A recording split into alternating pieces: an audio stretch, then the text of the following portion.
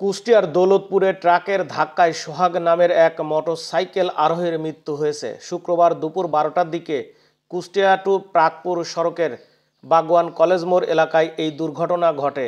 নিহত সোহাগ ভেড়ামারা উপজেলার জুনিদাহ ইউনিয়নের মির্জাপুর গ্রামের হাবিবুর রহমানের ছেলে। তিনি ব্রিটিশ আমেরিকান টোবাকো কোম্পানিতে ফিল্ড সুপারভাইজার হিসেবে মেহেরপুরে কর্মরত ছিলেন।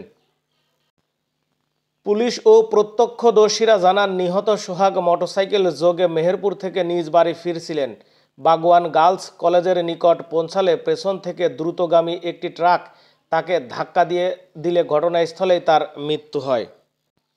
দৌলতপুর থানার ভারপ্রাপ্ত কর্মকর্তা নাজমুল হুদা বলেন, পুলিশ নিহতের লাশ উদ্ধার করেছে। ঘাতক ট্রাকটিকে জব্দ করা হয়েছে, তবে কাউকে আটক করা সম্ভব হয়নি। এই বিষয়ে আইনানুগ ব্যবস্থা গ্রহণ করা হবে।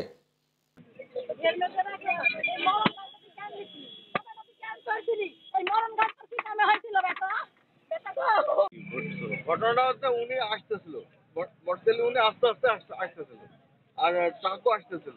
ট্রাক খুব স্পিডে ছিল, ও যখন সাইড দিতে গেছে তখন ট্রাক বাড়ি মারছে, তখনই ওর লাগিয়েছে, মানে বিম শব্দ হয়েছে। আমরাও দোকান থেকে বাড়ি আইসে এখানে আসি ধরি ওকে, এনে করে ধরছি, তখন দান বাড়ি কোথায় আঘাত লাগে? আঘাত লাগিয়েছে এখানে। কি টাটকা আটকানো যায়নি? হ্যাঁ, ট্রাক বোধহয় আটকা পড়েছে, সামনে মোটর করে